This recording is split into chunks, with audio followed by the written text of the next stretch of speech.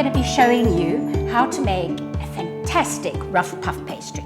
So what is the difference between rough and just normal puff pastry? It's just a little less technique and a little bit less hard work. Today I'm going to show you how to do a custard slice. Coming home from school with my gran, and she would stop off at our favorite bakery and we'd get one of these slices, and they would be just oozy with cold custard and smothered in white icing. And that's what I'm going to show you today. All you need for the pastry is a few ingredients. 2 1/3 cups of cake flour. The trick is about using everything that's cold. Your butter needs to be frozen, your water needs to be ice cold, even the lemon can be ice cold, your hand should be ice cold, your countertop, I've got this lovely piece of marble, should be cold, because you don't want the fat to melt and congeal, because the fat and the layers of that grated butter allow that puffiness that we have. A little bit of table salt, just fine salt, just a little pinch and a bunch, and then I'm going to fetch my butter. So here we've got 200 grams of frozen butter. Get a sturdy grater. Now some rough puffs, and definitely a puff pastry, you don't incorporate the butter into the flour, you kind of just layer it, and as you roll in and you fold, and it's all this lamination. It's all incredible science, you know. Oh, look at that, it's so glorious. Okay, so very quickly into your flour. And a tip as well, if you really are one of those like perfectionists, keep this marble slab in the fridge as well if you want. Okay, but a marble slab is not necessity. Is that a word? Okay, so like scones, they also don't like your fingertips or any heat. So use a butter knife, and then you just kind of cut it in. Not too much, because again, you know, you need to feel the bowl is cold. I can feel this is cold. It's going to be so lovely. The butter doesn't need to incorporate into the flour, because that's going to help those little pockets of air, which will, I love the word laminate. Okay, so the best way to incorporate your water, because as I said, you might need a little bit more. Don't just chuck the whole thing in. Love it and stir it and feel it till it's the right consistency. And then my little trick is to add lemon juice to any pastry that you make, because obviously the gluten you need to stretch. The acid in this baby makes it happen. Just get that in. Bits at a time. Try and be as quick as possible. You know, especially in summer, it's quite hot.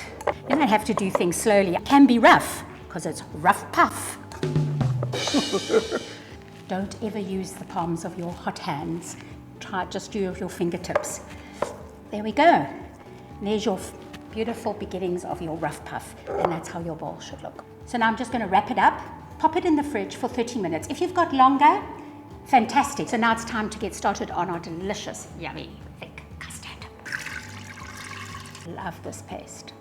Then what I really love with this, just that nostalgic kind of flavoring and taste of nutmeg. They've got that mace covering, you know, that you make like with terrines and beautiful savories. I'm not going to use the mace, but keep it. And you know what? It's fantastic to add these little shards into your curry.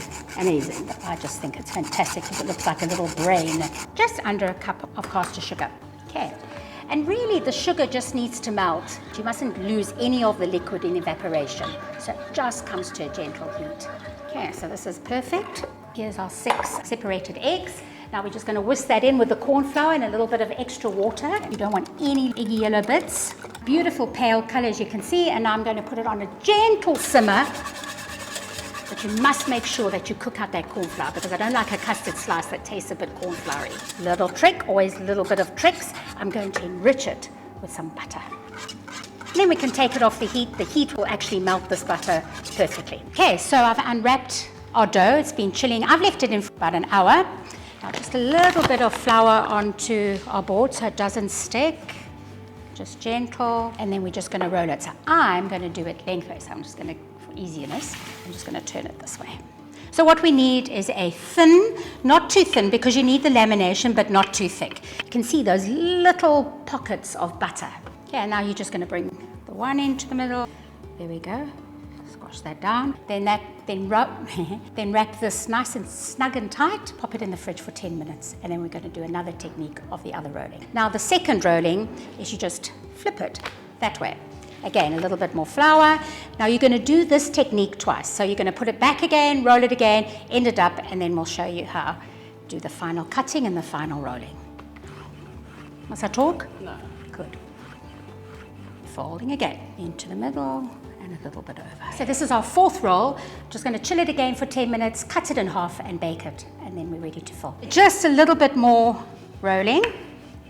And again, keep it the same kind of measurements if you can, but in this time you can actually move it around just so that you can create a nice kind of squarish oblong shape. I'm going to just give the edges a little trim, very gently and with a very sharp knife. And don't throw those little pieces of cut pastry away also, just pop them on a baking tray and just nibble them. I love just spreading them with like apricot jam. Okay, so now we're just going to pop it onto a tray, and that goes into a very hot oven.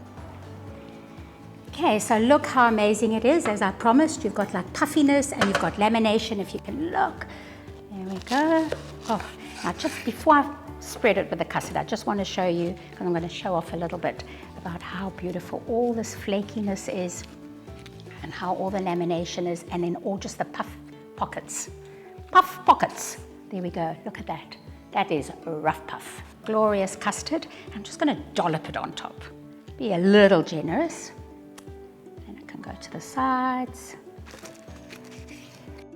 Perfect, and then we're just going to pop one on top. Show you, look at that. Last little bit, little icing sugar, and I've just cut it with some lemon juice. I'm just going to let it just do its thing.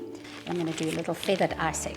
A little bit of cocoa, good quality cocoa mixed with water to kind of the right consistency that matches your runny icing.